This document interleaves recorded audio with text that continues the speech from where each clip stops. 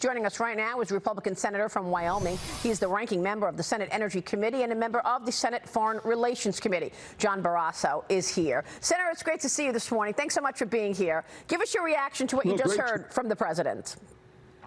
Well, it's a soundbite. It's not a solution. Look, the president and the Democrats declared war on American energy day one. Killed the Keystone XL pipeline, blocked oil and gas exploration, and the American people have been paying a very high price for this at the pump, at the grocery store, ever since, and the Democrats are going to be made to pay a very high price for this come Election Day. Well, so the president has now announced this windfall profit. Look, it's going to backfire on the Democrats. Jimmy Carter did the same thing, had the same problems. It's going to lower production, not increase energy production.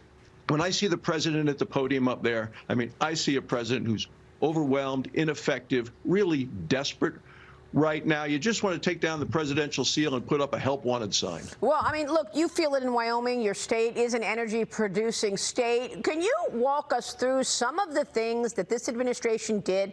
As you say, on day one, on week one, they canceled the Keystone pipeline, certainly. But what have they done in terms of putting limitations in place for oil companies to actually get leases approved or increase drilling and increase production? Because he's talking as if they can do so with no problem, but isn't it his policy that put the limitations in to begin with? Well, it is his policy, and he has broken the law, and the courts have even said that this administration has broken the law in terms of not doing these oil and gas leases to allow for exploration on public lands. Revenue comes into the federal government as a result of that. They blocked all of that, blocked the construction of pipelines, the infrastructure that we need. And the president may have forgotten this, but just a couple of months ago, he and all of the Democrats voted for it, and he signed into law additional taxes on oil and gas production. We need the energy. We need all of it. The reason to produce the American energy here will lower costs for consumers. That's critical. We can then more cheaply refill the Strategic Petroleum Reserve, our emergency sources that the president has, I believe, used irresponsibly. We can once again become energy dominant as a nation, energy independent. We're still 1 million barrels a day less than we should be, and it's because Joe Biden and the Democrats have choked off American energy. It is a self-inflicted wound. We need to unleash American energy. We take back the House, take back the Senate. That's the focus. Do you think you'll take back the Senate majority? We had Senator Rick Scott on earlier, and he said that he's expecting the GOP to have 54 seats in the Senate. Is that what you look for? Well, I've been talking to our candidates around the country. I'm going to be in Nevada this weekend with Adam Laxalt, helping all our campaigning with him. I'm optimistic, and here's why. The American people under straight Democrat rule are very concerned, almost sickened by the impact of the direction of the country, by where they think the economy is going, by their own future. And this election is going to be a report card on the Democrats' policies. And they get an F on inflation, an F on the economy, an F on the border, an F on crime. The American people do not believe the Democrats are really up to the task of dealing with the issues that are the major issues of the American people, which is being able to fill your gas tank and your grocery cart on the same week. We can't do it. If we want to stop the damage, we need to just get rid of the Democrats and vote Republican up and down the ticket. Well, will you be able to stop the damage? What can you do to reverse this? Because, as you say, inflation is at 40-year highs, and it's interesting to see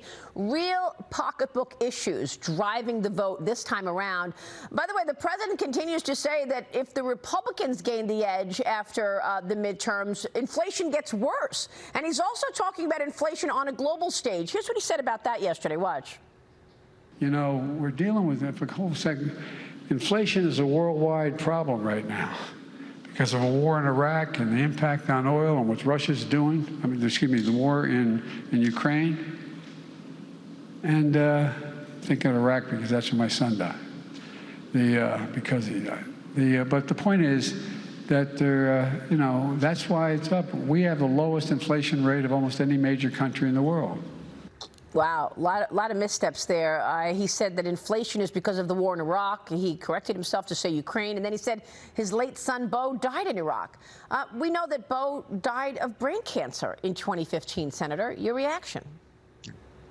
Well, as I said earlier, we have a president who is overwhelmed and ineffective, and we're at 40-year high inflation right now in this country. The president denied that for a full year. Said it was going to be temporary. Wasn't anything. Don't worry about it. Well, the American people have worried and have paid a huge price as a result of that. Then the president started looking for people to blame, and he has a whole litany of folks that he's blamed over the last 2 years. We know the cause of the inflation. It's runaway government spending that was passed only with Democrat votes. Republicans will be able to stop that day one. Massive amount of red tape from this administration, which has hurt our energy production and so many things. This inflation is. Your last segment was talking about real estate. If you're further, people are falling further and further behind. If you're a young couple trying to save for a home, with double inflation rates, no way you're going to be able to buy that home. And if you're a senior trying to sell a home so you can move to be closer to the grandkids, hard to get that asking price. Yeah, well said. We are going to be watching all these issues. Senator, we'll be watching you on the campaign trail and talk with you along the way. Thanks so much for being here this morning. Thank you, Maria. All right, Senator John Barrasso.